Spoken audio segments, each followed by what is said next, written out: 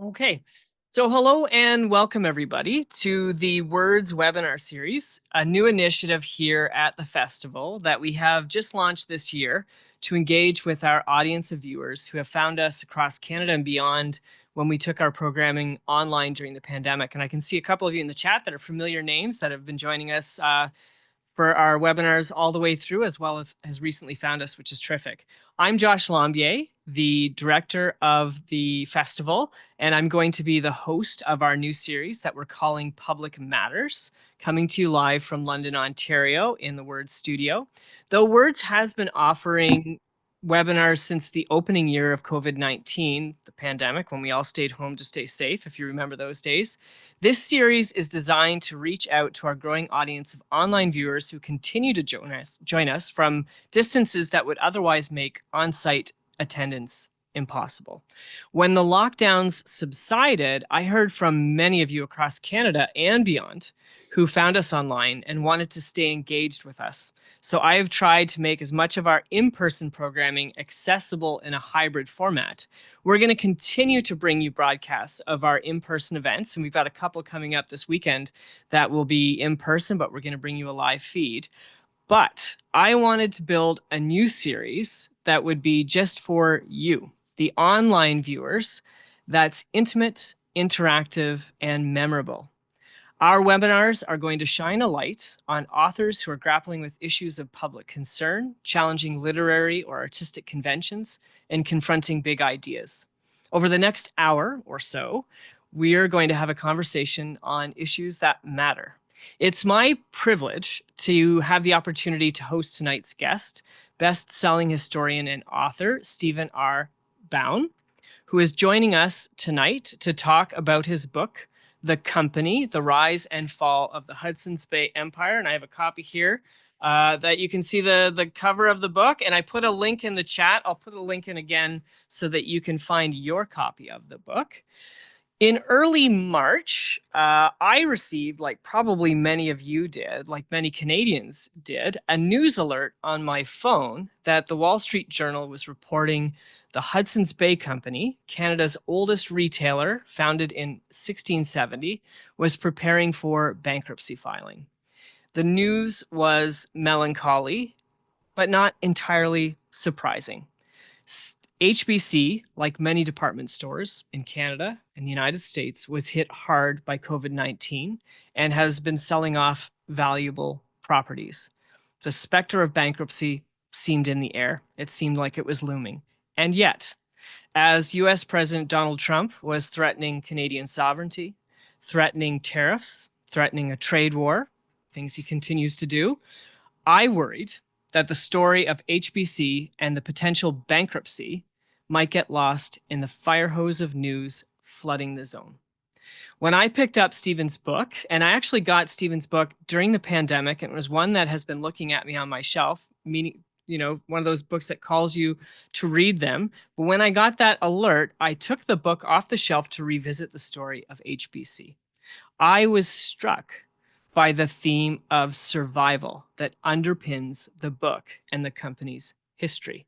In 1972, Margaret Atwood made the case that, and this is to quote Margaret Atwood, the central symbol for Canada, as she says, is undoubtedly survival, la survivance. As Stephen's book points out, Hudson's Bay for centuries has faced death, near death, and survived. It was born in a plague year, 1665. In its early days, it was nearly destroyed by French Navy assaults. In the 1780s, it nearly disappeared as smallpox epidemics decimated Indigenous populations, its trading partners. It was almost toppled in the wars with its competitor from Montreal, the Northwest Company, and it almost ended with the decline of the fur trade. And yet, it survived by the skin of its teeth. The situation seems very bleak indeed, but the question remains, after 355 years in operation, will it survive our present moment? I can't think of a better person to help us navigate this pressing question than Stephen Bown. He is the author of 12 works in the history of exploration, science, and ideas, including The Medical Mystery of Scurvy, The History of Dynamite, The Foundational Story of the Railway, and the Lives of Captain George Vancouver, and Roald Amundsen. He has won the BC Book Prize, the Alberta Book Award, and the William Mills Prize for Polar Books. He was recently honored as the 2024 recipient of the Governor General's History Award for Popular Media, otherwise known as the Pierre Berton Award, which recognized how his work has enriched our public imagination, creating a lasting impact on how Canadians view and understand our shared history. The company, which we're going to talk about tonight, was a national bestseller and winner of the 2021 National Business Book Award, as well as the J.W. Defoe Book Prize. Stephen Bown, welcome to the Words Festival. Thank you. My pleasure to be here. Great to see you, and thank you so much for doing this. Such an important conversation to have, given the state of affairs of things. I thought, now some of our viewers tonight, people who are joining us, may be familiar with the Hudson's Bay story, one of the great business enterprises of North America. I imagine it may be new territory for others. So I thought we could begin by introducing the two entrepreneurial, roguish adventurers who initiate the genesis of the company, Radisson and Groseilliers. Could you sketch out how these two French coureurs de bois came to this idea and how they ultimately came to propose the grand scheme to King Charles II himself? Sure. I mean, I love that story. Those are great, rascally, roguey individuals. And your pronunciation of their names is much better than mine ever would be. So uh, congratulations on figuring that out. I love their names. They've got great names. Well, didn't they used to be called radishes and gooseberries? To some little Because I think child book? his family, Groseilliers' family, owned a gooseberry farm in Okay. France. Yeah. Yeah. Okay. Well, so these guys are in New France. Just to set the scene here. New France is very small at the time in the mid, 17th century, and of course, fur trade is one of the aspects of their commercial success. And they had a peculiar form of almost like a supply management of furs, where the government would issue permits to certain key people and want to restrict the ability of free trade in fur. And these people didn't, Radisson and Groseilliers, they didn't really have the ear of the governor, and they set off on an adventure of their own. They said, that to hell with this, we just want to go and have our adventure ourselves and go and make our fortunes trading with furs and explore the land a little bit, because they were quite adventurous people. So they set off. I think it was 1659, and they were gone for many, many years. They went far to the west of Lake Superior, through lands of all different types of people, far beyond where anyone had ever gone before from New France.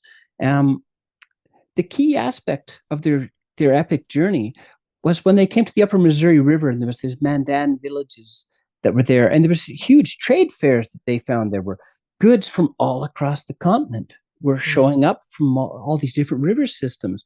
There was feathers, there was obsidian, there was carved beads, there was dried corn, there was dried fish, there was salted bison foods and furs, and exotic, unusual, and interesting things, far hundreds for hundreds of kilometers. And they were just amazed at the size of these fairs and the diversity of goods that were on offer there. And of course, the one thing that was not available in any of these trading fairs that they were at were anything made of metal.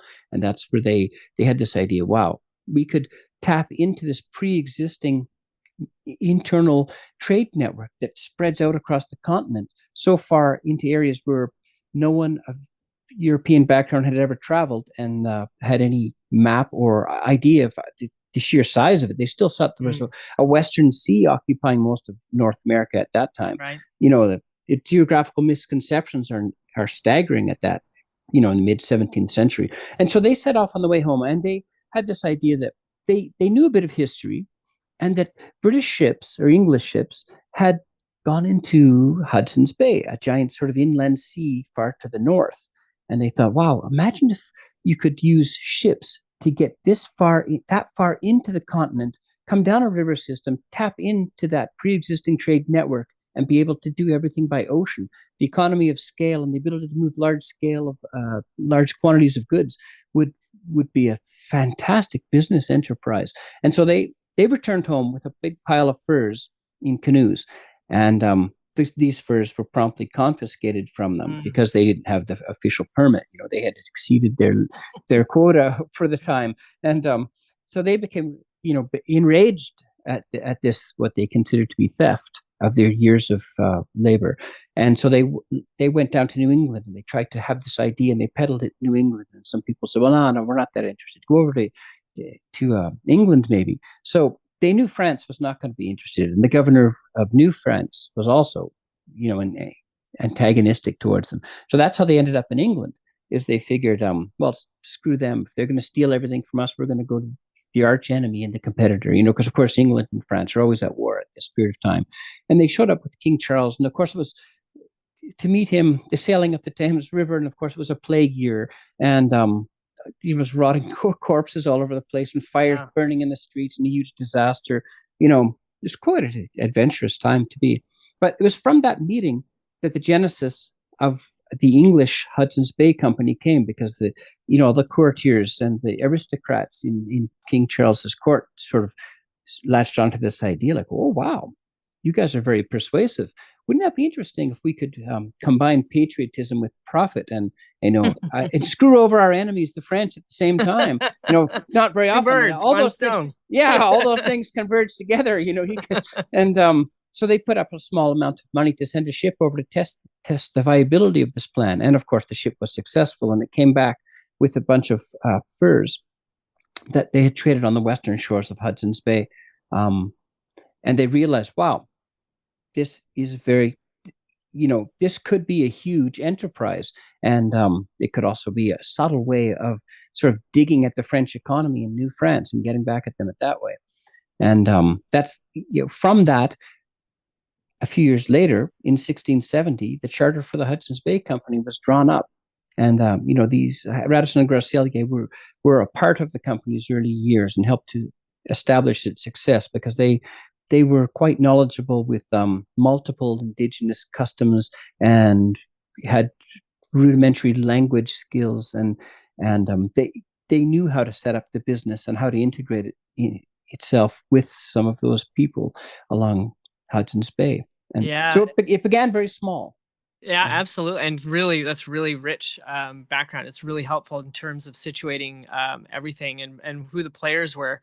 And you're right.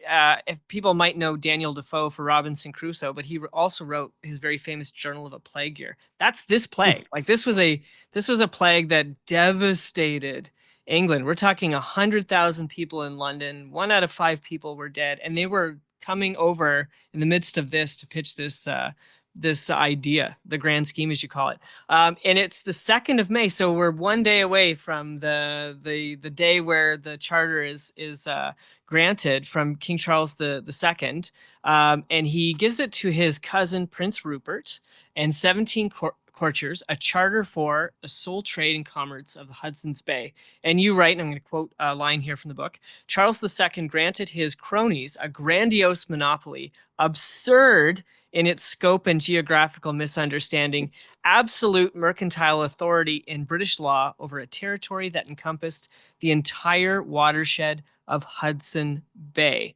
Now, this charter will cover extraordinary territory in North America, and it will open a vast network of intercontinental travel and commerce, as you say. Can you give us a little bit of a sketch of what this charter entails and how it and what it launched, the charter itself?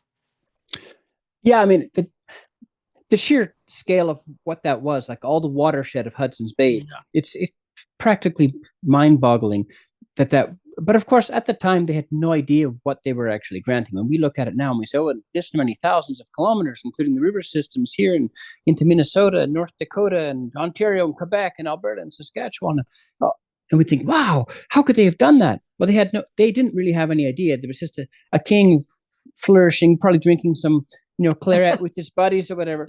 They're all get a little bit sloshing. Yeah, let's just call it. We'll make ourselves the lords and proprietors of everything. We'll, they draw up this big grandiose document for themselves, and they sign it and gives it over to his friends. Who knows what other kind of secret payments are going on under the table? Um, I mean, but the document itself, because it survived, it outlived the era of extreme ignorance that it was created in, and sort of became important in eras of slightly less ignorance, maybe 100 years later or 200 years later. If you want to think of the ignorance levels decreasing over time. Yep. And so, yeah, but they had this legal document in hand, and much has been made about how they proclaimed that they were the lords of everything. I mean, I could proclaim that I'm the Lord of everything too. I could write up a document and say I own all the blue cheese from the moon, and no one has, just because it's written on a document doesn't actually mean anything.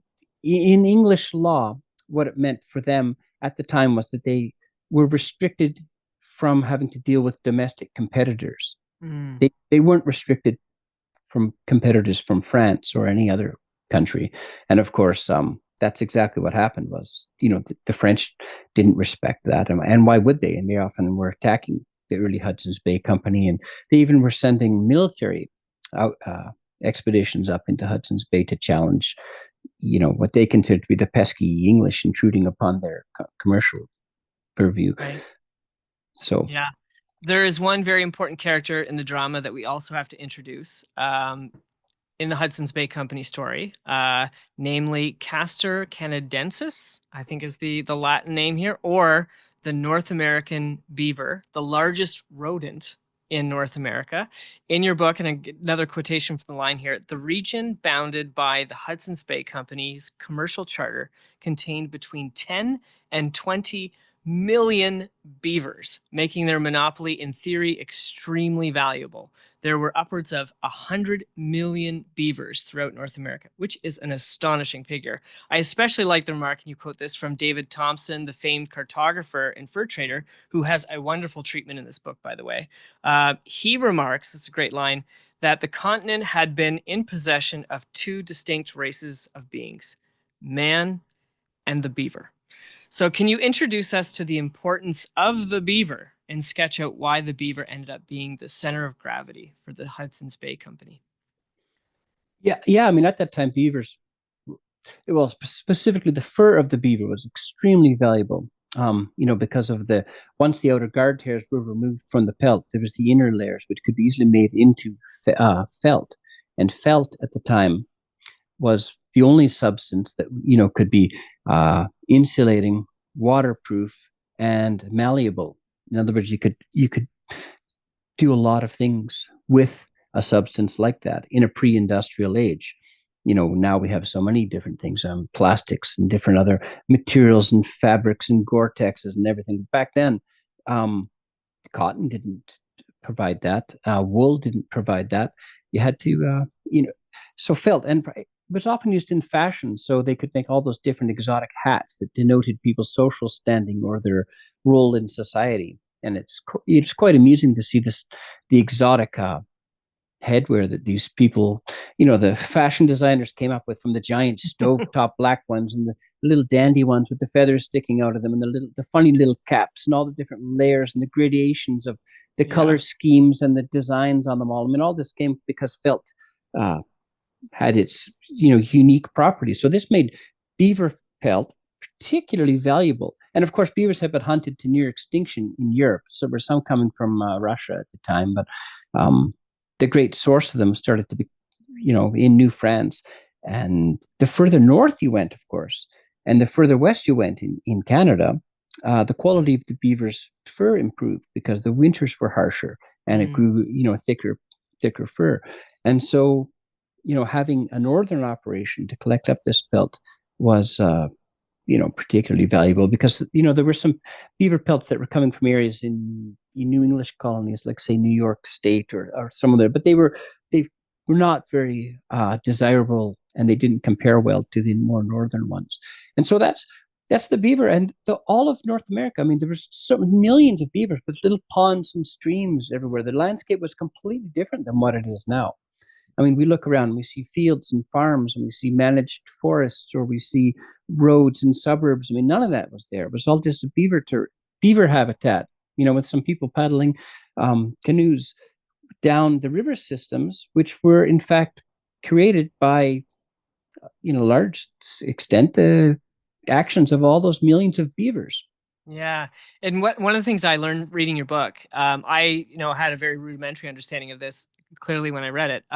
It's to break this down, and you said this, but I'm going to underline it. The guard fur is that fur that you'd see on the outside. The felt has its own unique property. And as you point out, it ends up being made beaver. Can you tell us a little bit about made beaver and why that becomes a big part of the Hudson's Bay story as well? These worn furs, as it were. Yeah, I mean, I kind of amusingly refer to it as the used clothing trade. Um, Yeah. Before they had an industrial process for removing those two different types of hairs that the beavers naturally had on them, um, there was the only way to get the outer hair off was by physically removing it.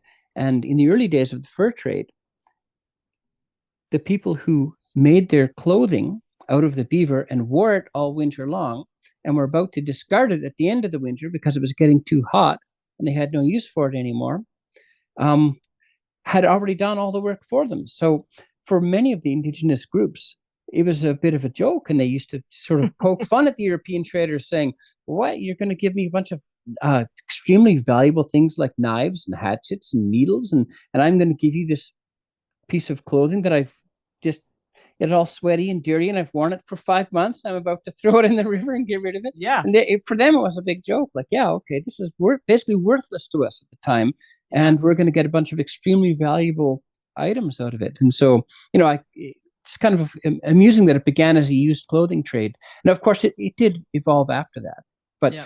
for many decades, perhaps generations, it was the used clothing trade. And this is also where we get the source of the phrase Mad Hatter. Can you tell us a little bit about that? Oh yeah, I mean, I pity some of the people who had to work in these early industrial factories with these processes. I mean, the way to fabricate and make the felt proper used mercury, and so hatters were always breathing the mercury fumes, Oh, and of course, it's terrifying. yeah, it's just awful. They were basically driven crazy, which is why they were called Mad Hatters, and eventually they all died early, right? But Yeah. of course, mercury was around at that time. The Spanish were smearing it all over their Oh, the syphilis wounds or yeah. whatever. I mean, and they were drinking it, thinking that it's going to make it's going to increase their lifespan, like a Right. potion of youth or something, right? So they And didn't. these hats ended up being so valuable too that, as you note, they were passed on from, it as, you know, uh, when you Yeah, pass. family heirlooms. Yeah, which is why the style wanted to be changed. The fashion people didn't want them to last that long, but they could have lasted that long. So sometimes people would have perfectly good hats that would be passed down as like, oh, an extremely valuable inheritance from, let's say your father died and his hat had denoted a particular social status or his entry into a certain trade or a guild or something, right? And you would pass that down to the next generation and they would continue using it. So that's why fashion changed a lot too, because Yeah. you couldn't have a thing that lasted that long. It was too high quality, so they had to design for certain people they wanted to have the latest newest design, and they would have to get rid of the old one. And so for the aristocrats, they always had to be replacing theirs all the time, um, because Yeah. each new year or two they would slightly adjust it so that the old one had to be passed down to like someone lower on the social hierarchy, right, could be seen Right. wearing that one. A good subline of the entire Hudson's Bay company with the things we do for beaver furs, right? The amount of organization. So we have Radisson and Groseilliers are now set up, and they found their way into North America in the Hudson's Bay Company. We know the charter. We understand a bit more about the beaver as the source of this. The company and its forts were so successful in pulling the supply chain, as you mentioned, of beaver furs northward or vertical towards the Hudson's Bay area for trade rather than south and horizontal down to New France in the St. Lawrence. it would attract, as you'd mentioned earlier, the attention of the French military, overland first and then by sea. So at the time we're talking about the death and survival of the Hudson's Bay Company, we encounter its first existential threat by war in the 1680s and 90s. Can you talk to us about the encounters with the French and their officer, Pierre Lamoine d'Iberville, another great name, d'Iberville, as they D'Iberville, helped? yeah, he's the guy who conquered Newfoundland too. Oh, From yeah, yeah, right? he raged across there. So yeah, d'Iberville. I mean, there's this overland expeditions launched from New France to the north to try and capture some of those the more southern in James Bay posts of the company, and they were quite successful on occasion. It's a long distance for them to travel, but the prime region that the company was making its most profits from was not in James Bay at that time. It was more from Hudson's Bay and those giant river systems that sort of plunged into sort of northern Ontario and into Manitoba and further west. But they didn't know where it went. They just knew people were coming to them along these river systems once word had spread of their existence.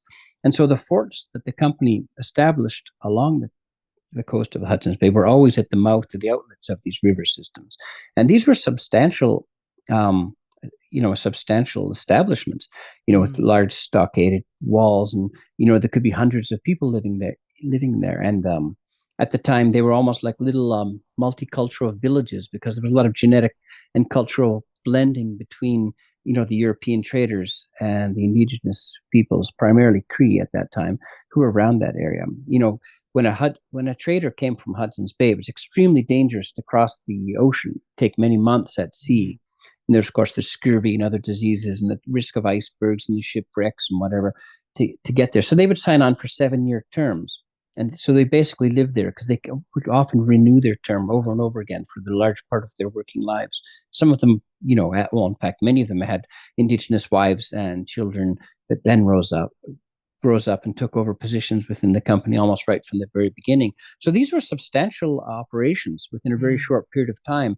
And the French didn't like the fact that they perceived the English getting all this profit, which they imagined that should be to them into New France. And so they sent military operations against the company, including at one time a fleet of French ships was up in Hudson's Bay, battling and conquering against these commercial outposts. Now the company, there's a misconception. The company is often portrayed as being somehow associated with the British military, and that is just not the case. If there's shows on Netflix that show, Hudson's Bay Company, and they show them wearing red military uniforms and Right. having military training. That's all just foolishness. They These were just workers. They were blacksmiths or traders or carpenters or barrel makers or whatever their job was. Um, Often, when they were presented with any military force, which was always the French, of course, they just surrendered. They didn't really put up much of a fight. There was one instance, I believe it was 1696, when there happened to be an English squadron of ships that was sent over into Hudson's Bay because they were chasing a French squadron of ships, and that's where d'Iberville was there. And there actually was a huge naval battle up there with the broadsides going and the cannons pounding away at each other, and the smoke and the screams, the splinters blasting into the sailors, and the ships were sunk. Huge men of war type of warships up there. You know, Very dramatic. It didn't really have very much to do with the Hudson's Bay Company people. They were mostly sitting in their fort watching out, going, "Holy crap! Glad, Yeah. glad, glad I'm not on that ship. It just was blown to bits, and they all sunk. And there's a few frozen people trying to swim to shore on it. But yeah, there's a lot of drama up there, and the French were very successful. At one time, they conquered basically all of the Hudson's Bay Company outposts except for one, but they weren't very good at managing them, and especially the French military. They weren't commercial people at all, so Yeah. a lot of them fell into disrepair, and the relationships with the people were not very good. And it was only when the company managed to, the French eventually just left and were kicked out, and the company reasserted itself and became, by the early 18th century, there was a lot more stability at that time, and they were able to open up most of their ports and continue along with their trade after that, brief burst of violence with the French ships and whatever.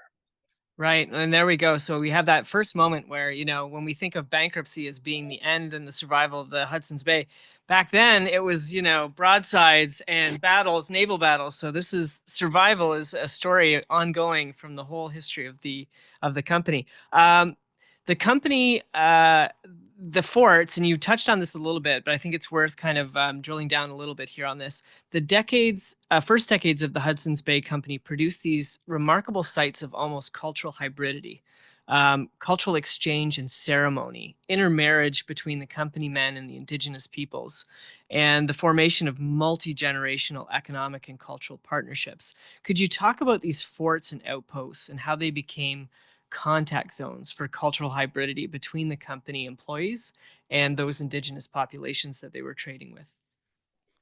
Yeah, I mean, considering the remoteness of the shores of Hudson's Bay from the source of the manufactured goods that were being traded, like I'd mentioned, people often signed on for 7-year terms. It Yeah. was only once a year that a supply ship came over from London and rapidly visited all the ports and shifted and did a bunch of, trading, collecting up all the furs that the fort had collected during its year of being there and shifting out the New Year's supplies, whatever had been asked or requested. And then they would leave again. And the forts were essentially isolated outposts. They would sometimes sail up and down the coast and communicate with each other, but a lot of the time they were just mostly left on their own to govern as they needed to in order to survive.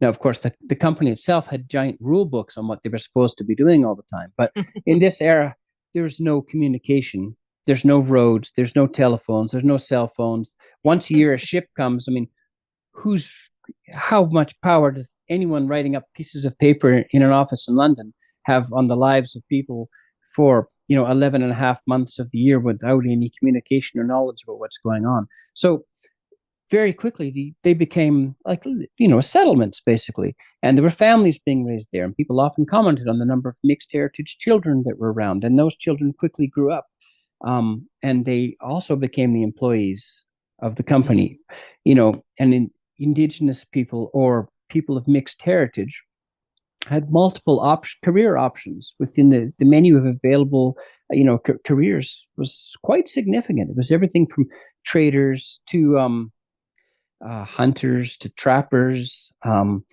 employees who worked at carpenters for the fort, which was always, repairing itself and expanding its operations. So there was a lot of work that was always going on all the time, and there was a lot of role for people. They weren't called Métis at the time, but they were mixed heritage people. And in fact, one of the senior governors of one of the forts, Governor Norton of Prince of Wales Fort up in the north, himself was of mixed heritage, and so was his daughter, who was getting, involved with Samuel Hearne much later in the 18th century.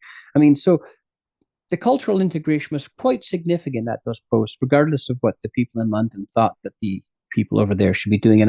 And some of the children were even sent back to the Orkney Islands for education. There was a school for the children of Hudson's Bay Company employees that had hundreds of children at it at one time, Right. over there. And yeah, so it's quite interesting that these, villages just, well, they had to adapt. There was no way that they were going to survive on their own. Their food had to come from the land. Their success in commerce and survival entirely depended upon uh, being welcomed by the people whose land they were operating in. And of course, they were providing a great service. Those items that they had were invaluable. Consider just how a sewing needle could affect the life of a person who would otherwise be having to use, thorns or sharpened bone. A sewing needle. You think, oh, that's just a throwaway thing. They're worth like 5 cents. You can buy a whole basket of them at Walmart or Costco or some place like that, and it costs almost nothing. You wouldn't even think there's a value to that. But back then, that was an extremely valuable thing. You could sew all kinds of clothing without having your hands all busted up. You could do it in twice the speed. So it's not to be. Wouldn't want to dismiss the value of those items at that point in history. And so, yeah, the company was definitely welcomed in because they had extremely valuable goods to trade. And And one thing I'd kind of just to push a little further on this part too, and we were talking about this a little bit in the equivalent of Zoom Green Room, that around this you had, for example, the Cree became kind of like chief traders, and they formed their own little monopolies as the brokers.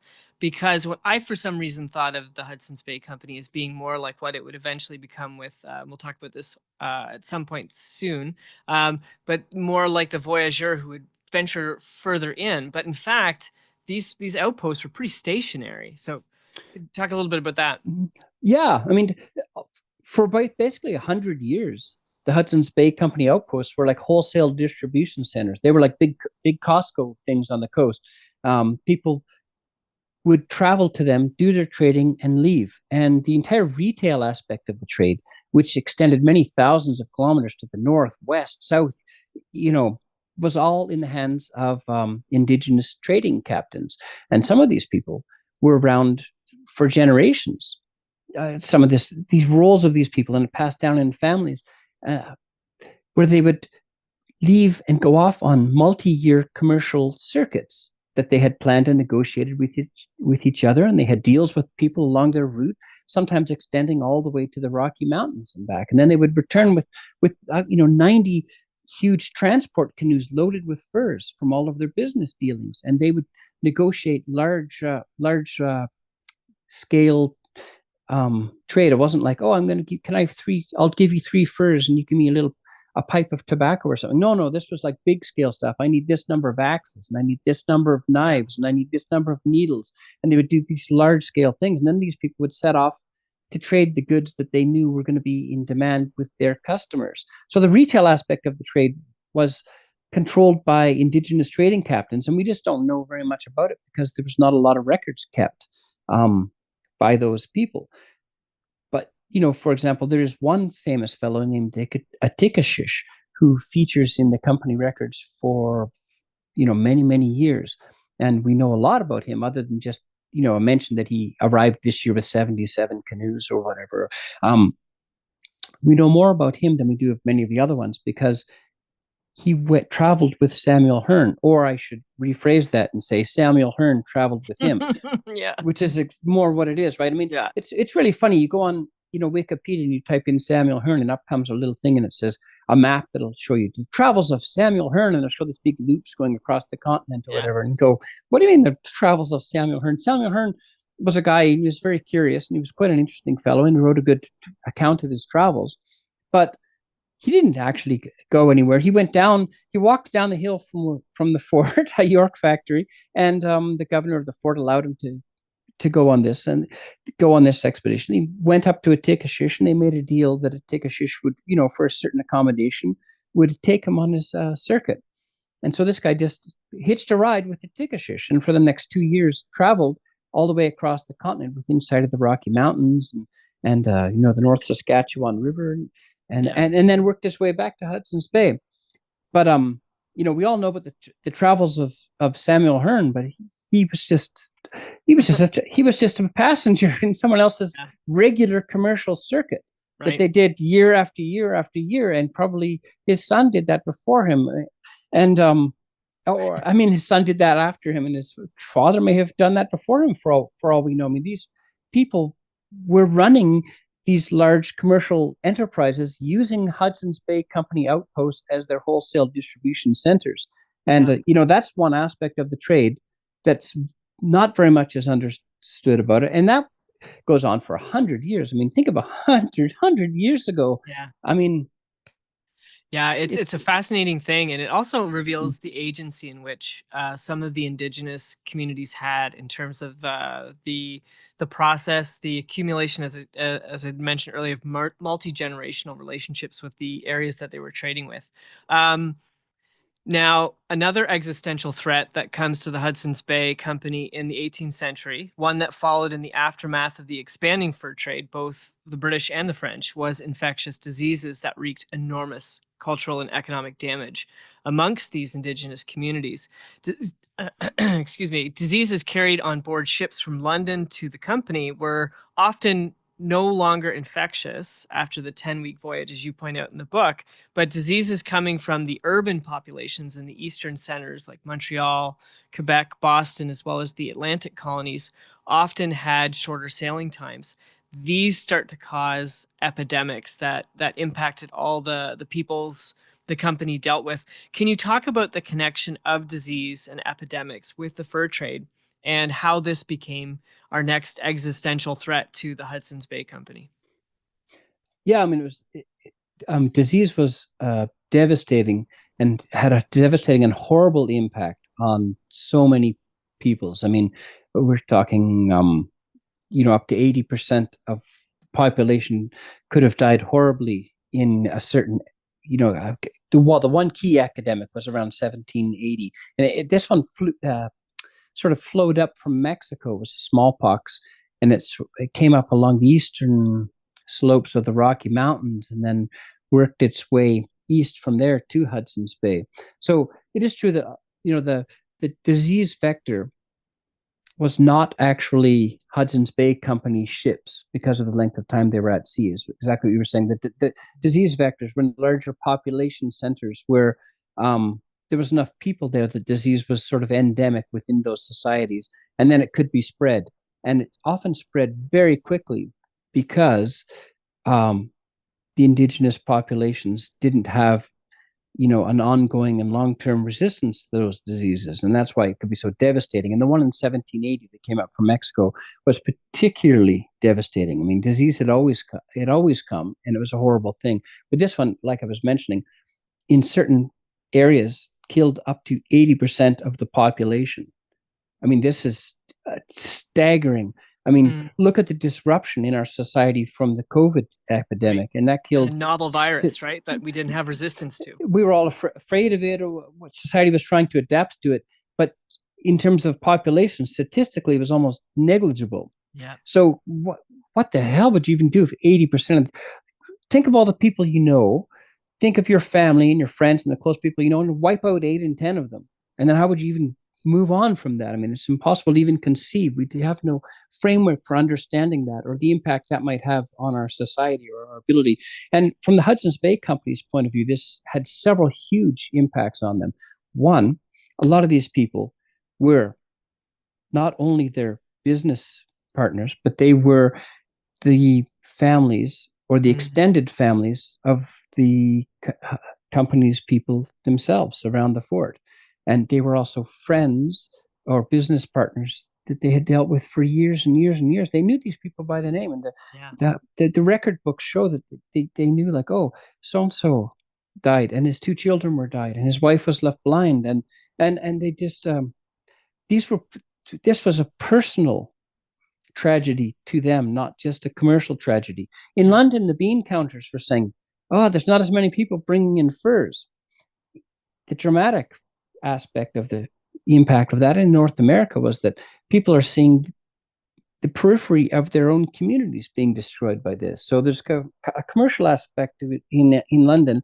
There's also a personal aspect in the trading outposts in Hudson's Bay. The actual dramatic impact of that was that there was no longer a great enough population of indigenous peoples surviving after that massive disease outbreak to continue with the trade networks that Mm. pre-existed that. And so there was no trading captains. The people like Atikashish could not run their enterprises, assuming they even survived. And I don't know if he was one of the ones that survived or not, because there's not a lot of records on this. Um, so that's when the company was forced to venture inland because there was no longer the capacity for people bringing the trade to them at Right. their distant outposts. And so that begins the era of York boats sailing down the rivers and the canoes crossing the rivers, and the Hudson's Bay Company moving inland and setting up multiple small outposts. Like, I believe Fort Edmonton was founded, I believe, 1795. Don't quote me 100% on that, but it was around then, the river systems and getting there on the North Saskatchewan River. So it was only at that time that they ventured in. inland, Right. although the trade had been in that area for a long time, but it had been Hudson's Bay Company people directing it. It had been people who we don't know the names of who were running the trade and bringing the furs to the company. Now, after this disease outpost, the company itself is taking the trade inland and establishing more outposts and building their own logistical networks along the river systems. And that's a very different phase of trade. And the company could have been entirely wiped out if they had not pivoted and shifted their business model completely. Now, of course, that also shifted the history of North America too, because now we're entering an area where there are European directed mini settlements being scouted out and established far inland, hundreds and hundreds of kilometers inland from the bay, um, where they so all of a sudden the land is becoming less and less of a mystery, and it's becoming more and more explored. And there's people like David Thompson, who you mentioned earlier, coming out there, who spent his entire life making a very detailed map of all the areas that he traveled in. And that Yeah. happened by the early 19th century. And that completely changes the perspective, because there's, once again, the worldview uh, completely changes once you have a map, a big overview map of a region that other people don't necessarily possess. And in fact, in many indigenous peoples did also not possess that same map. The map was in the hands of a few key people. The Hudson's Bay Company would obviously be sharing that information with their own government because, well, they owe their existence as a monopoly to the government's protection of them. And so that's providing a very different type of information, which is a form of power, and it's a Mm. form of control which didn't used to exist. And that all happened because of the diseases in the late 18th century. Yeah. And one of the things that happens too because of the disease and this movement inwards is the beginning of the fur traders from Montreal who were beginning to organize around what they called the Northwest Company, or as they were colloquially known, the Nor'westers. How did this new venture, born out of the ruins of, or born out of what happened with the devastation, now you have that fast movement inwards, how did they begin to outfox the dominant British government sanctioned monopoly, the Bay Company? Yeah, yeah. I mean, it's just a fascinating time period too, because after the conquest of New France, um, you would think that the French traders would have been defeated down, but no, it actually opened up the London capital market. So obviously, this monopoly was not as ironclad as people imagined that it was, because the traders in Montreal were actually of Scottish origin, using this French coureur de bois and the canoe skills people, who also could very well have been, sort of mixed heritage. A lot of the coureur de bois were of mixed indigenous and French heritage. And they were accessing the capital markets of London. So it was actually British capital that was paying for Scottish managers to hire, a French coureur de bois to venture inland to compete against the company that is also using London capital markets and theoretically has a monopoly.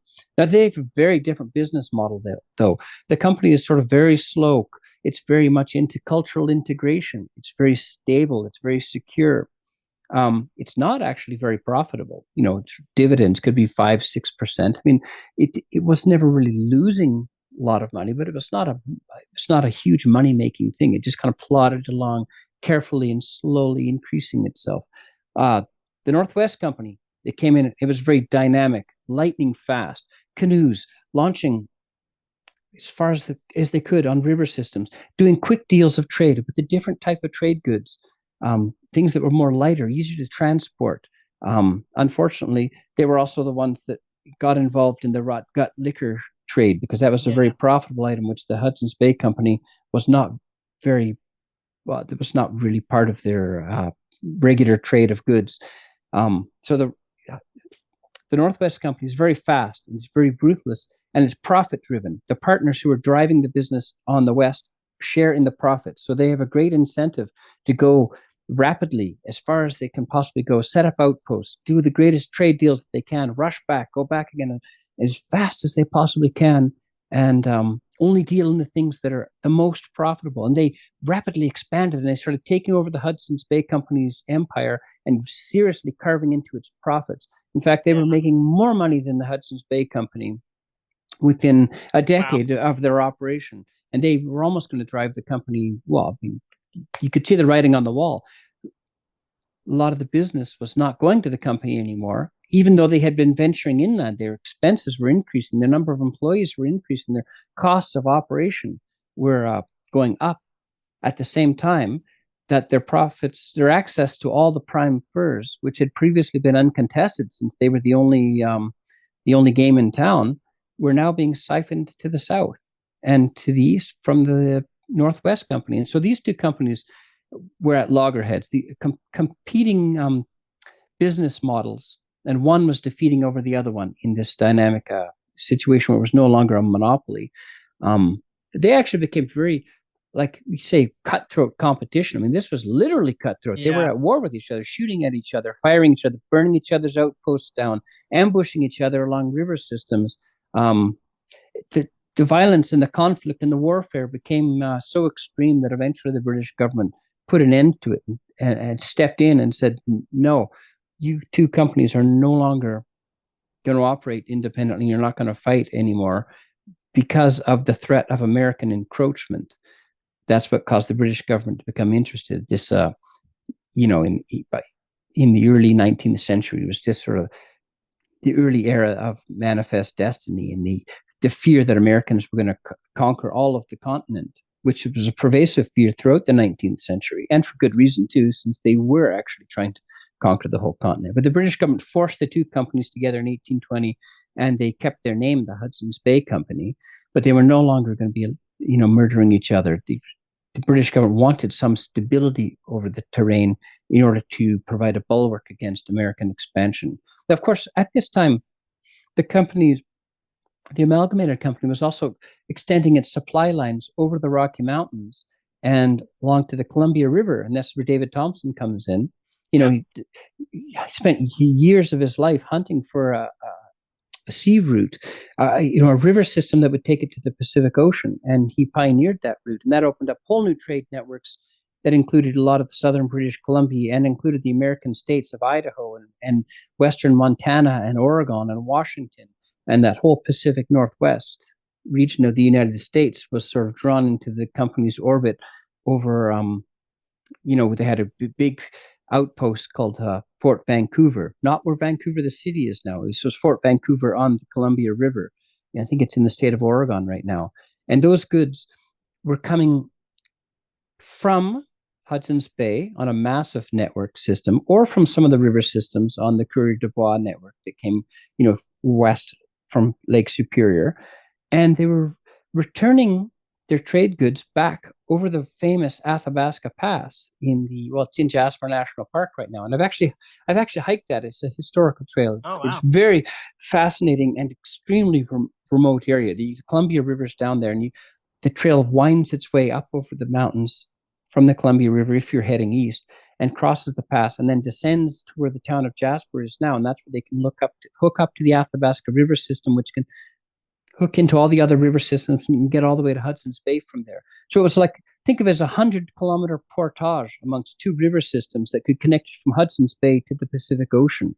And there was a regular system of mule trains and pack people going back and forth along this great giant portage. And at the top of it, Yeah. there's a little lake, a famous lake, and it's called the Committee's Punch Bowl. And you're supposed to open up a little bit of in my case, it was a nice bottle of scotch that we brought with us, and you're supposed to toast the nabobs of the trade, and that was a custom that went on for many decades. At the top of this remote lake in the middle of nowhere, with dramatic and beautiful scenery all around you, you're supposed to sip your whiskey and toast. And I did that Yeah. once, and it was pretty special time to have That's done it, knowing amazing. all the peoples and all their records, the historical travelers and Yeah. the people who went over there who all did the same thing. You know, That's amazing. And there's a really wonderful, you can see my eyes going down to the chat because there's just a wonderful conversation going on in the chat. Somebody had mentioned that their great, great, great, great grandfather had traveled with David Thompson, etc. One of the things I just wanted to pick up too, it's interesting how in our contemporary moment, we often hear commentators talking about how trade wars lead to real wars. And in this is a case with the two companies where you did see trade war turning into real war. I wanted to quote something here, just as a kind of a question too to get in with David Thompson. But we've had a very wild 100 days with the second administration of U.S. President Donald Trump, especially the challenges toward Canadian sovereignty, Canadian land. Trump remarked, and I just thought I'd throw this in here as a anachronistic remark, but get your thoughts on it. When you take away the artificial line that looks like it's been done by a ruler, and that's what it is. Some guy sat there ago and said raw. That's the words that he used, raw. When you take that away, it looks like a beautiful formation of Canada and the United States. There's no place anywhere in the world that looks like that. Well, actually, that line, I mean, we'll grant the point that those lines are imaginary. That's how Yeah. maps work.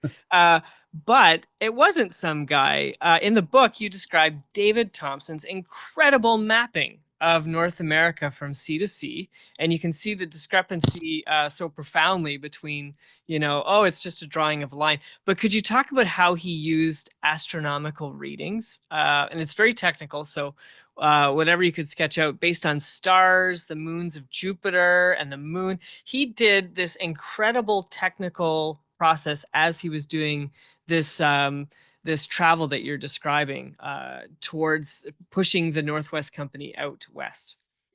Yeah.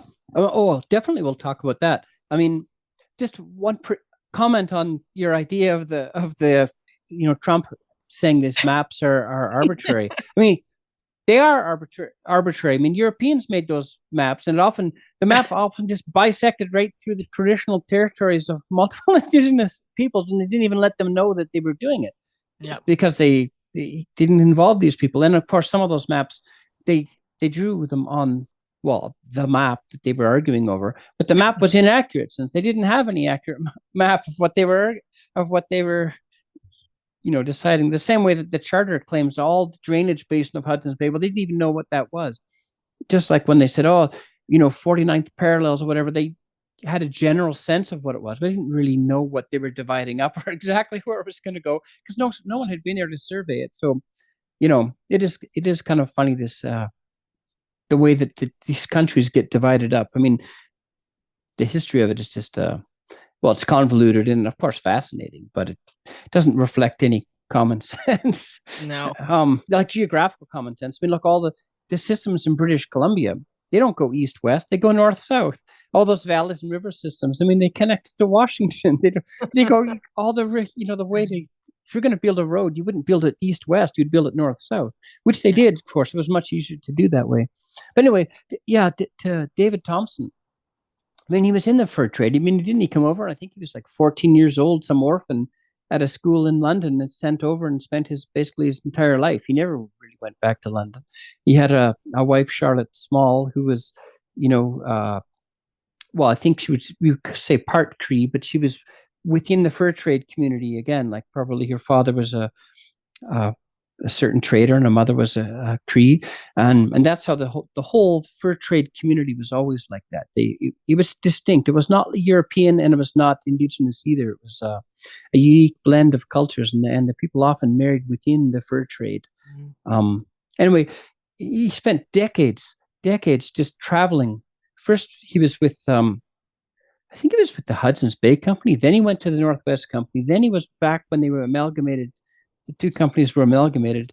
Throughout the course of his life, he traveled so many different places, all the way from, down in Minnesota and all the way up to Hudson's Bay, and of course all the way out to the Pacific Ocean in British Columbia, and all through those, the Pacific Northwest of the United States, and all down into the prairies. He was involved, with into the Blackfoot Confederacy around Calgary. Well, what Calgary is now. Of course, back then it wasn't Calgary. He traveled so far into so many different places, and he always, throughout his entire life, was taking observations of the different, the transit of the moons of Jupiter, or all those things, with those mechanical instruments, measuring the stars and taking plots, and he just kept all that information in his books so that he could go back and plot it on a master map later in his career. And that's where the first massively successful, accurate map of that entire region came from, is the life work of this one person. It's And amazing when you were telling me that. And I think you mentioned in the book that the actual map itself is in the Archives of Ontario. that's where I believe it is. I haven't personally seen it myself, but it's large and it looks like it would be quite a beautiful work of, well, I'm going to call it a work of art because that's Yeah. really what it is. It had practical application and it was very important And at the time. remarkably accurate, yeah? Yeah, oh, extremely accurate. I mean, it was so accurate that people couldn't well, it was so accurate that you can trace where it was stolen from all the different cartographers in Europe because there was nothing else like it. So you can Yeah. see who just they used to just steal each other's work when they could because that's just the way they ran back then. Yeah. But I mean, people have traced where the access to David Thompson's map came from because you can see all these I think there's one inaccuracy in particular that stands out because so much of his work is accurate that they've been able to track the inaccuracy as it shows up on different people's maps, and that's how they know who stole that was stealing the original data, Right. and because of this Re one inaccuracy that replication of error yeah and yeah exactly yeah betrayed where you replication of got. error, that's a good term, yeah. Yeah, So it's absolutely. kind of There's a great question and it's been coming up in the great sub chat in the chat box here too. Somebody's asking about how the role of women in the fur trade, and you touched on it a little bit, but could you talk a little bit about David Thompson's wife was a good example of that. But could you talk a little bit about the role of women in the fur trade? oh absolutely. I mean the fur trade does not exist without women, and this is the thing. When there are books written about uh, uh, women's role in the fur trade and all the different aspects, whether it's diplomacy, whether it's well, they will often do hunting and trapping too. I mean, it's many activities. The actual the career menu for women in the fur trade was not restricted to domestic duties because domestic duties, in this Victorian era of women's roles were much more constrained. In the fur trade, there was a lot of things for women to do. That doesn't mean that they were not the ones that were in charge of the fort, because those were European males for the most part, or mixed heritage males who were promoted to that job. But women often were involved in, yeah, I would just call it cultural diplomacy.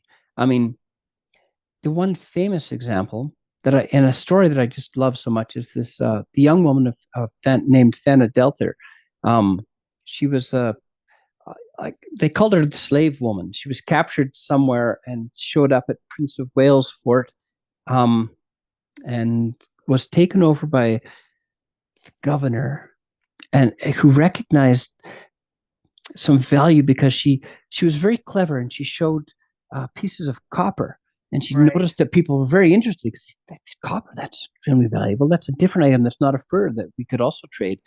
She tied into that and started spinning tales of the great source of all this copper and how she'd be able to show them where it was if they would only do this for her, do that for her, and help her out. And she wanted to get the fur trade to bypass the monopolists who were guarding the access routes to her people, the Chippewayan groups that she was associated with that were a bit further west and north.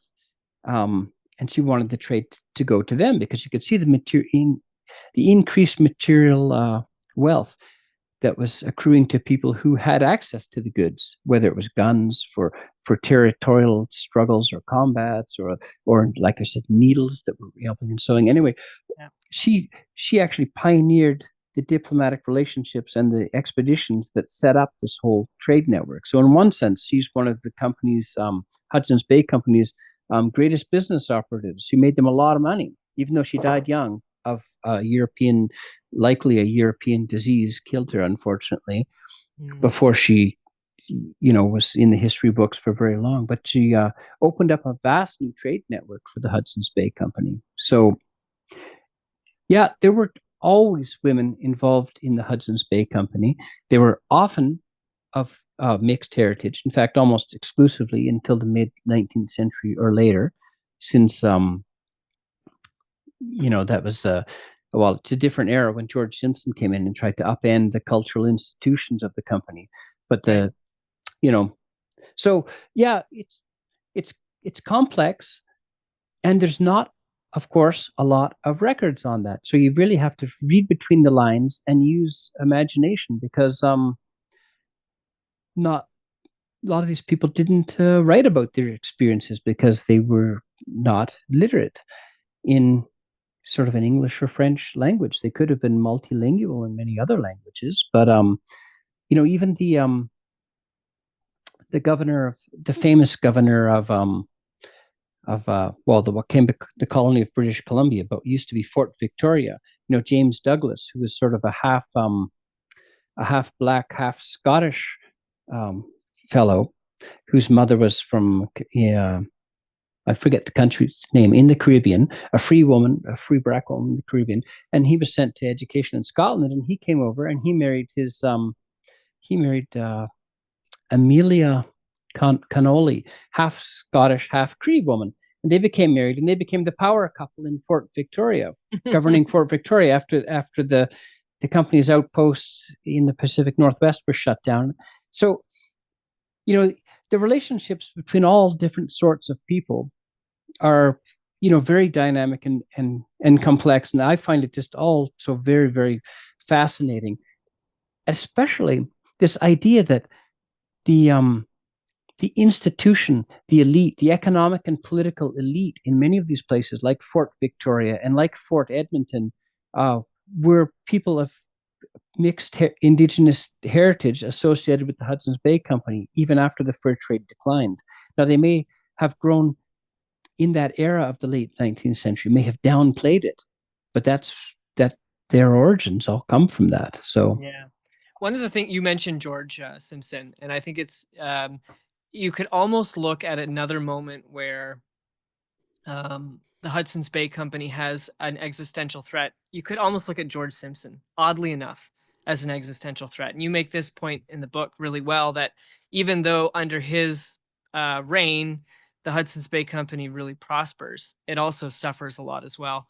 And let me add one comment to this too before I throw it over to you in the form of a question. When we advertised this event on social media, I was mentioning this to you earlier, we had quite a spicy discussion on Facebook, especially between some people who have a particular view of the Hudson's Bay Company and some of its um, negative views, and others who are in defense of. And I think one of the reasons why we have that and the decimation of this agency and this hybridity that we see was the reign of George Simpson. Could you talk about how his intervention took the company in a completely different direction?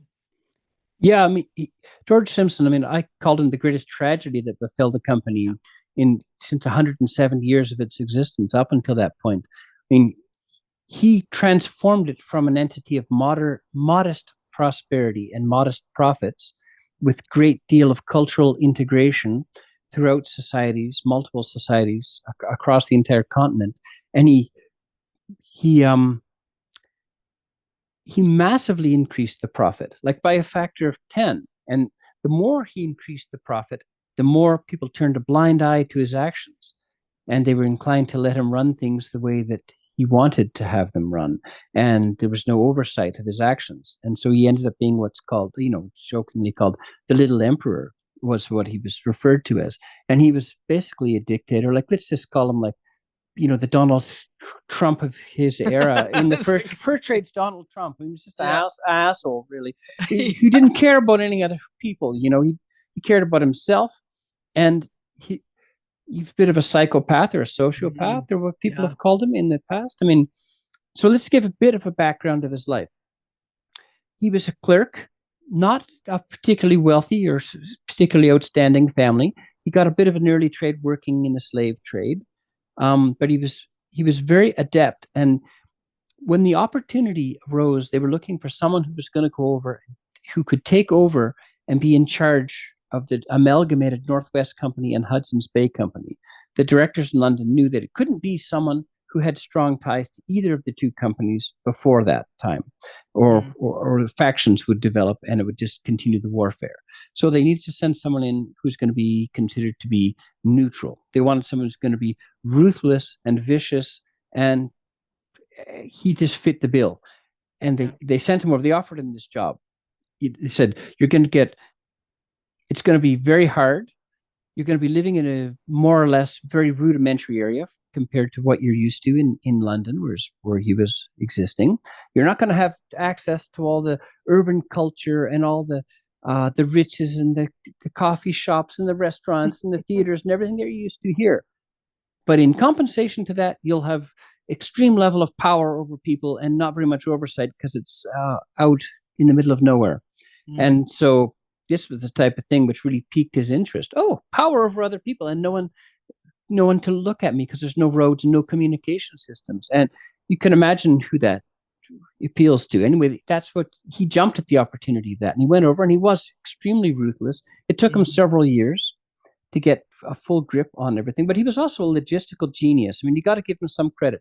He knew river systems, times, distances, how much goods you could get along one system, how much furs could come down on another system, how the seasons impacted the change of things. It was like, in his mind, it was a giant a moving clockwork of components, and he was brilliant at it.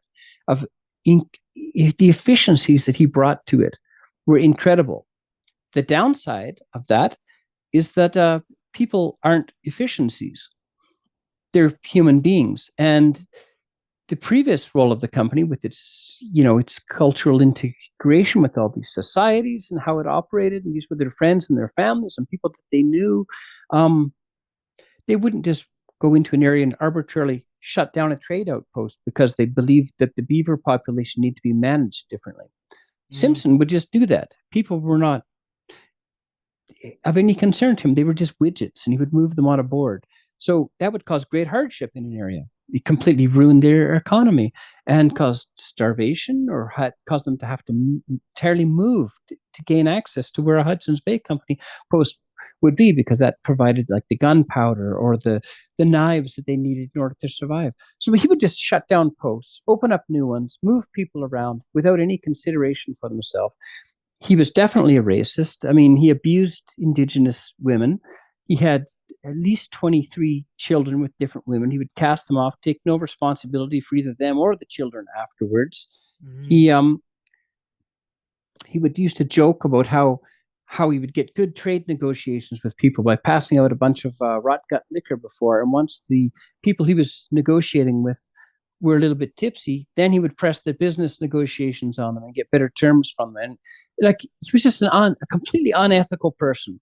Yeah. And but of course, the company's profits rose enormously under his tenure, and a blind eye was turned to all of his odious, ruthless, and foul behavior. Um, by the 1830s, he was also introducing different changes to the corporate culture of the company. He was racist himself, as I mentioned. This is undisputable.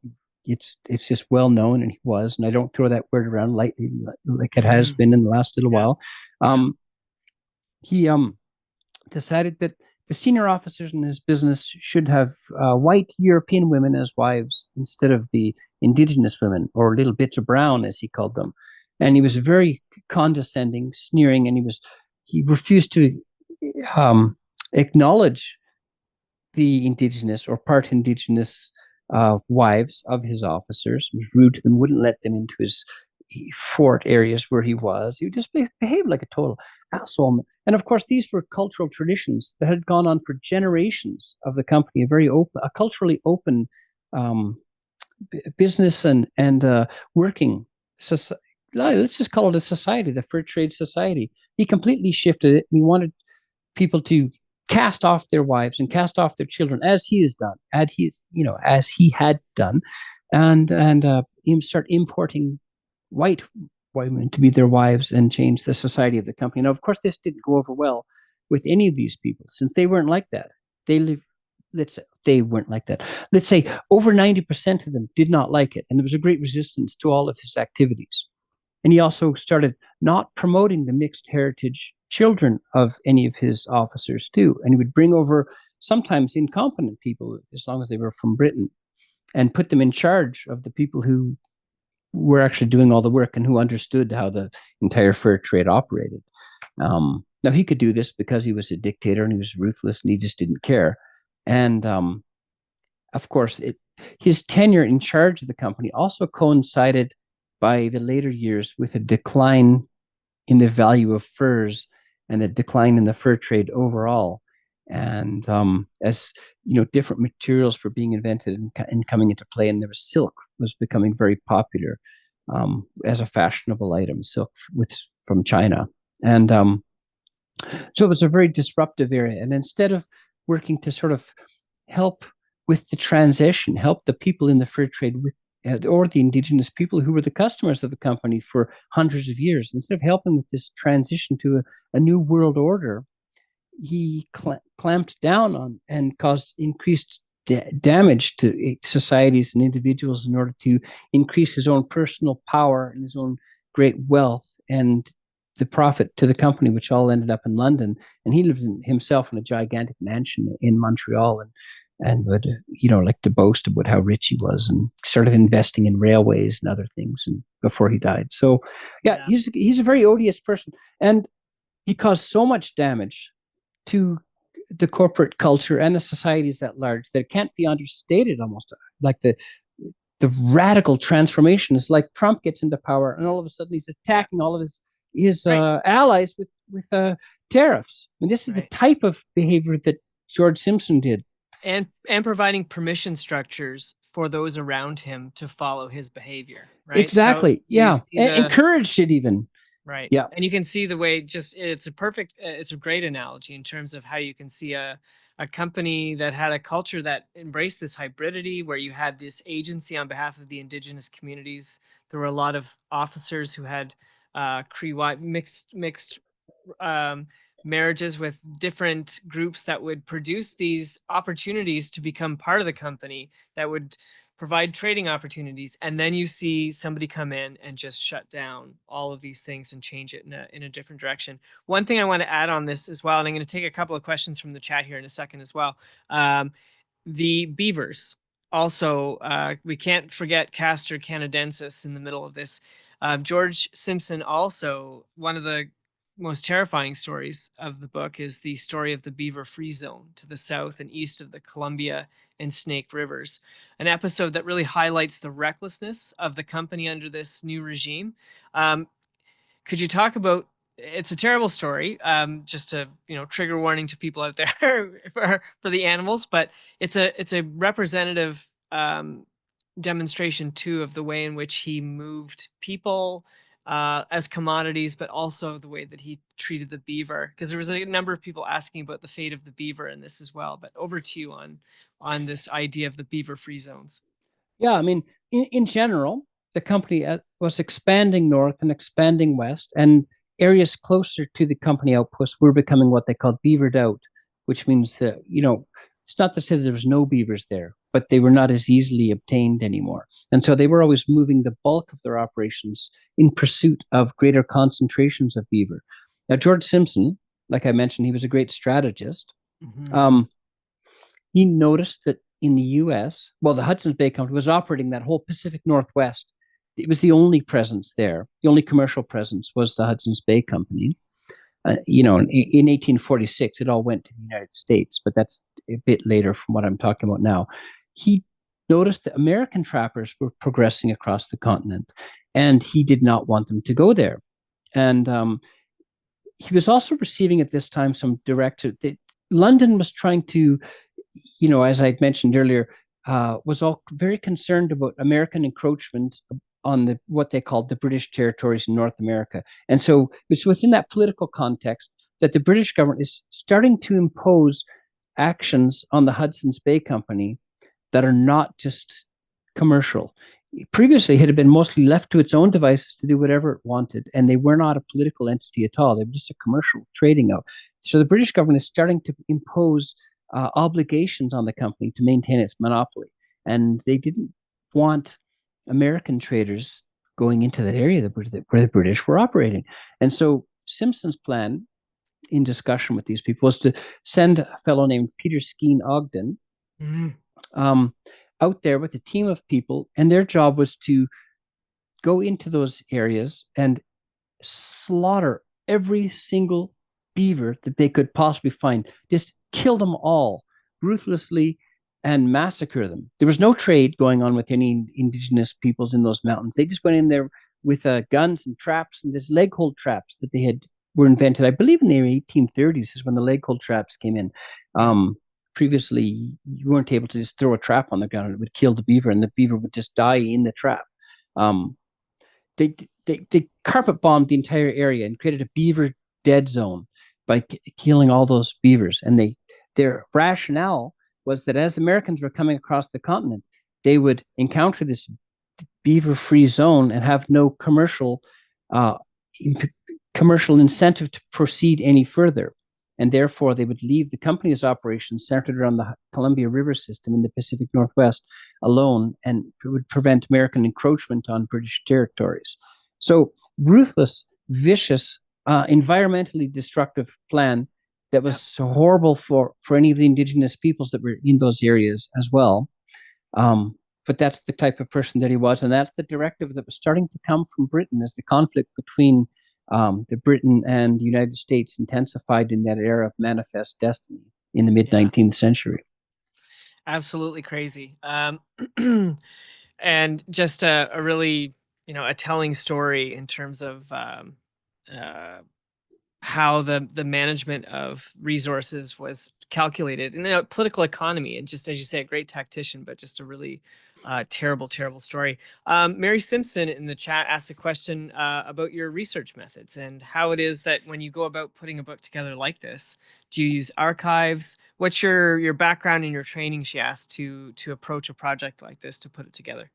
Well, I mean, I believe the company is my 12th, 11th or 12th book. I lost count. So I've been writing books and biographies of historical people and explorers and diseases and ships and shipwrecks and this for a long time. I studied history, and way back in the 1980s. I've been a full-time author for several decades now, 25 years, I think, during or more, maybe even.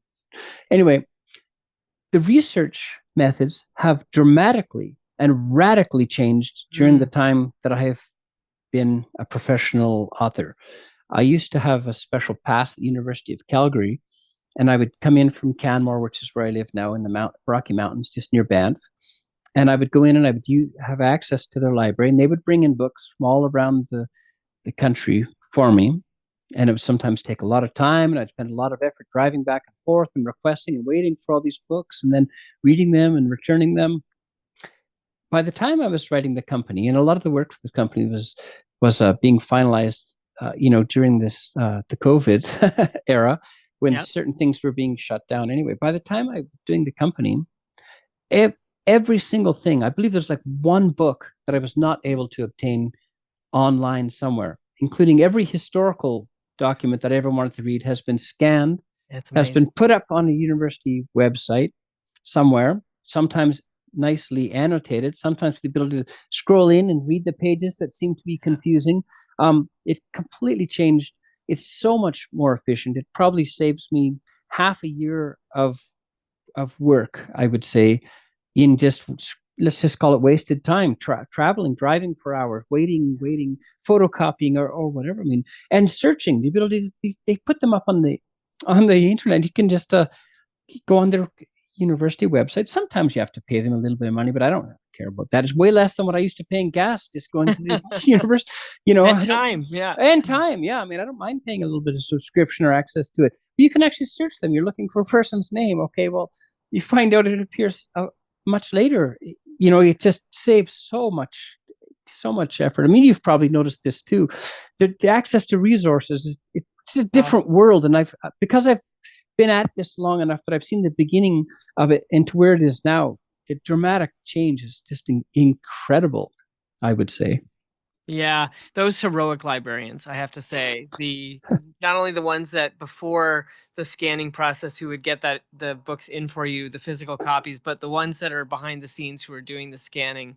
It's heroic work for researchers and for the kinds of things that we're doing. And it's a great testament to the university and the public library system that you're able to provide that.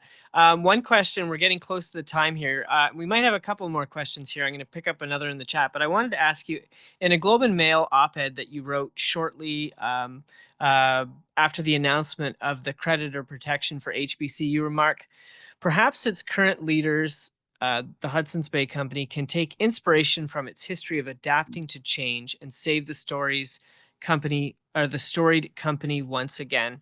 And it's some of the stories that you outline in your op-ed are the ones that we've talked about today, like the French naval attacks, the epidemics that rocked the indigenous community, the reign of George Simpson, the HBC, and the fight with the Northwest Company. These are existential threats that they have overcome, and the company still stands. It's not the same company that it was, of course, but what's your view on where it's headed? Do you have any hope for the Hudson's Bay Company in terms of its current predicament that it finds itself in?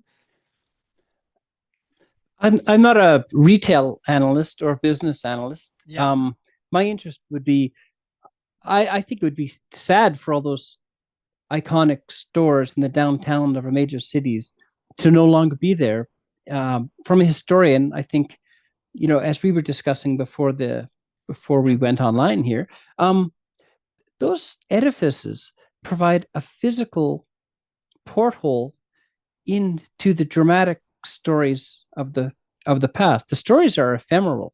They exist in our imaginations. They exist in documents. Those people are no longer with us. They're from hundreds of years ago. They died generations ago. All we have is their memories and their stories.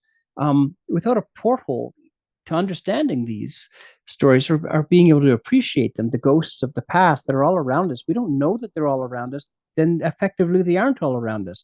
And with the Mhm. loss of a tangible porthole into that past world, it might be much easier to forget that past world. And it's not like Europe where there's ruins everywhere. You can't escape old buildings and old ruins and Yeah. castles and fortresses and amphitheaters. And this is true in many places of the world. Here, a lot of that physical infrastructure has decayed and has disappeared over time. And so a lot of it, my fear is that we would lose that reminder of hundreds of years of history. And of course, that history's changed dramatically over time. I mean, we were talking about like how do you define the Hudson's Bay Company? What is the Hudson's Bay Company? So how do you define anything over a period of 350 years? I mean, the worlds are completely different from the beginning and the end of that time frame, and everything changes. Every generation changes.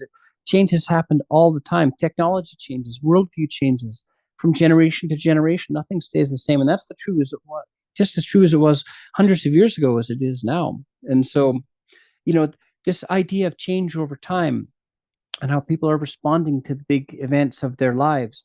Um, the Hudson's Bay Company, just because of it because of the length of time it existed, provides such a view of how the world completely changed during the time that it was operating, and how it affected that change as well. And I really don't want to see that lost in our society because it just seems such a shame. There's so much wisdom to be gained from the whole thing. There's so many dramatic stories. There's so many different perspectives on the world Mhm. and how people used to live their lives and what they viewed as being important in their time.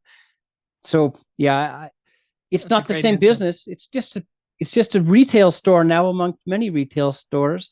And I Yeah. notice when I look at a map of where it's operated, most of its retail stores aren't even in areas where the fur trade even existed. So, you know, Yeah. so I don't know. I mean, like most Canadians, I probably haven't shopped there very much. I haven't shopped there very much at all. I bought a pair of jeans there 2 years ago, and that's about it. So my mom remembers it as being a grand thing, like, oh, a trip to the Hudson's Bay Company store, like back in the 50s or something. She was just telling me, oh, that was just such a delightful time. You'd go and they had ice cream parlors and so many interesting things to look at. And the people were so polite. It was a big outing. It was like going to a fair. But now it's like, you have to wrestle with traffic and it's all crowded and they probably don't have your size when you get there and it's easier to order it online. Yeah. So I don't really know, but what'll happen. Yeah, well, that's a But great answer. It's a very rich answer. Rhonda McMahon in the comments says, as a former HBC executive back in the 90s, I don't see a future for the company. It's so sad. I understand Winnipeg is opening an HBC museum. So, that picks up one of the points that Stephen's making is the heritage and keeping a public history in our consciousness of things that would otherwise get lost. And I think that's one of the reasons why it's so important to have conversations like this. I'm so grateful to you, Stephen, for offering such a generous response to the questions today and for coming and talking about your book. Here it is again for everybody. You should go out and get the book, The Company. I want to thank everybody who joined us all across Canada and beyond. And I'm going to make sure that I get a copy of the chat and send it to Stephen because he was paying attention to me, but I'm sure he would love to read what was an otherwise another conversation that was happening on in the comments, which is amazing and it's wonderful. It also is a testament to the fact that I think Canadians, as much as we're feeling melancholy and down and we have mixed reactions to what's happening with the Hudson's Bay Company, the fact that we have, 100 people coming tonight to listen to the conversation and to share your thoughts. A lot of people talking about their experience of their family connections to the Hudson's Bay Company and their heritage going back to this. So it's a really important conversation. I'm going to put in the chat, I put a link to Stephen's book in the chat, and you should definitely get it and also look into his other books as well. Here's a link to the YouTube page that we're going to put a copy of today's conversation. Thank you so, so much, Stephen, for your thoughts tonight. This was such a wonderful opportunity to have a chance to talk to you about your book and about the Hudson's Bay Company. Thank you all for joining us tonight. Wonderful, wonderful opportunity to talk about the book. Thank you very much. Thanks, Josh. It was my pleasure, and it was a great conversation. Oh, I loved it. It was so much fun. And thank you, everybody in the chat. We're going to have upcoming events. If you got an email from us, you can see what's coming up in the near future. Thank you again, Stephen. We are going to sign out, but thank you all for joining us. Thanks for everybody who donated to the conversation tonight. We're going to continue to try and have conversations that matter on issues of public concern. So once again, the book is The Company, The Rise and Fall of Hudson's Bay Empire. Make sure you get your copy. Thank you so much, everybody, and we will see you at the next. Thank you so much, Stephen. Good night. Have a good one, everyone. I know.